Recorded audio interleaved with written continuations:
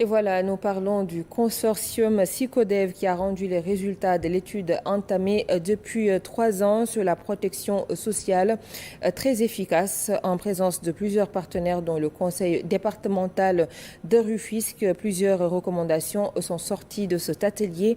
Pour le consortium, la protection sociale doit être confiée à la présidence ou bien à la primature car elle comporte et touche plusieurs domaines. C'est un compte rendu de Chersad Boufal.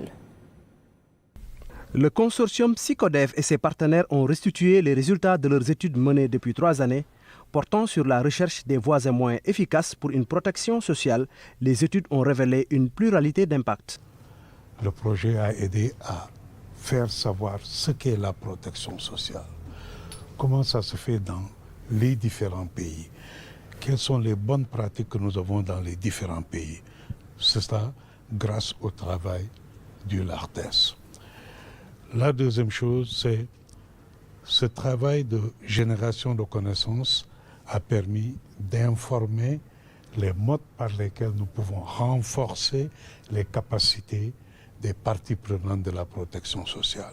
Parmi ces parties prenantes de la protection sociale figurent la société civile, les collectivités territoriales, le pouvoir central, entre autres. Le budget alloué à la protection sociale ainsi que l'ancrage institutionnel constituent des blocages pour l'atteinte de meilleurs résultats. Les études qui ont été faites nous disent dans les pays qui ont réussi la protection sociale, se loger ou à la présidence de la République ou chez le Premier ministre.